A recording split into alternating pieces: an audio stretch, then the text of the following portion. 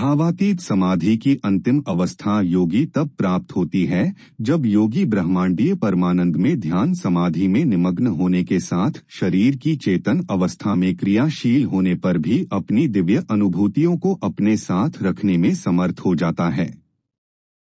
धीरे धीरे समाधि की दिव्य अनुभूतियों को दीर्घकाल तक कायम रखने में योगी सक्षम हो जाता है।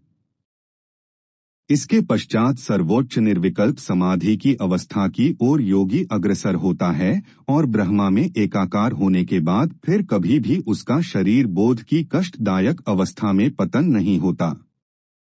निर्विकल्प समाधि में चेतना का ब्रह्मा से पूर्ण एकाकार हो जाता है, अर्थात वह अवस्था जिसमें दोनों में कोई अंतर न रह जाए।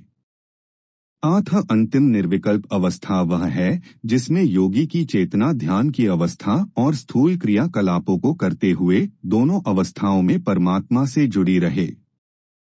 जब योगी की आत्मा निर्विकल्प समाधि में ब्रह्मा से सदा के लिए एकाकार हो जाती है, तब उसे शारीरिक और मानसिक किसी भी प्रकार की वेदना का अनुभव नहीं होता।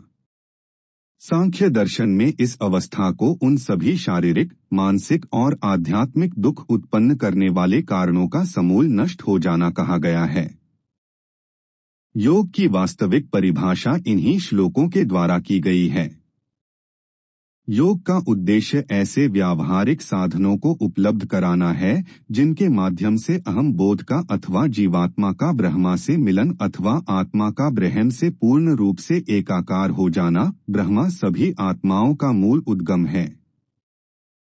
23वें श्लोक के माध्यम से प्रत्येक आध्यात्मिक जिज्ञासु को परामर्श दिया गया है कि योग का अभ्यास मनचाहे तरीके से अथवा निराशा और तनाव की अवस्था में रहते हुए न करें, अपितु पूर्ण मनोयोग और उत्साह तथा निष्ठा पूर्वक करना चाहिए।